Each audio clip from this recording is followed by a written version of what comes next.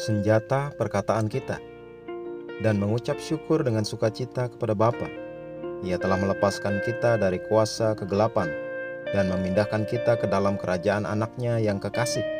Kolose 1 ayat 12-13. Dari ayat di atas kita dapat melihat bahwa hanya ada dua kelompok orang yang berada di bawah kuasa kegelapan dan yang berada dalam kerajaan anaknya yang kekasih. Sebelum engkau lahir baru dan dipindahkan ke dalam kerajaan anaknya yang kekasih, engkau tetap berada dalam kuasa kegelapan, dan setan menjadi tuan atas segala sesuatunya dalam hidupmu. Ingat, Yesus berkata kepada orang Yahudi yang datang untuk menangkap dia, "Iblislah yang menjadi bapamu, dan kamu ingin melakukan keinginan-keinginan bapamu." Yohanes 8 ayat 44. Inilah mengapa kita seringkali mendapati pemimpin dan pemerintah bangsa yang dipengaruhi dan dikendalikan oleh penguasa kegelapan.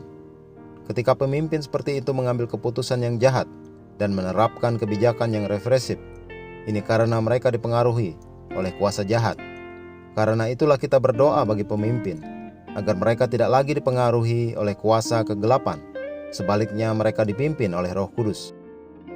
Alkitab berkata, "Pertama-tama aku menasihatkan, naikkanlah permohonan, doa syafaat dan ucapan syukur untuk semua orang, untuk raja-raja dan untuk semua pembesar, agar kita dapat hidup tenang dan tentram dalam segala kesalehan dan kehormatan." 1 Timotius 2 ayat 1-2.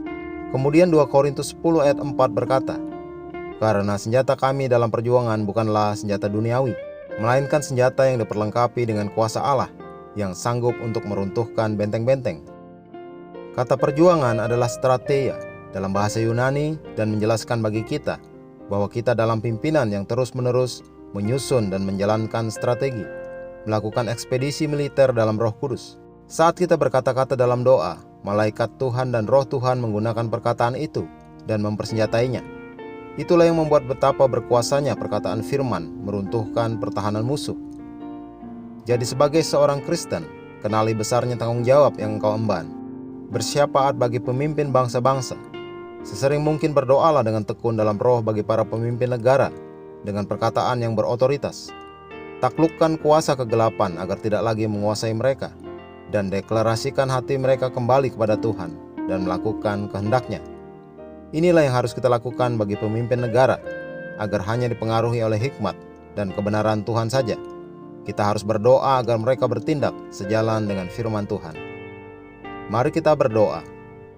Tuhan terkasih, aku bersyukur Engkau telah menganugerahkan bagi kami kuasa-Mu untuk meruntuhkan benteng-benteng, ide dan pikiran manusia, dan teori yang mereka terima dalam kehidupan mereka yang menghambat mereka dari ketetapan dan arah yang Engkau rancangkan bagi mereka. Aku deklarasikan pengaruh setan dari pemimpin dan pemerintah bangsa-bangsa di dunia ini dipatahkan. Terang-Mu yang menyinari hati mereka hari ini, dalam nama Yesus. Amin.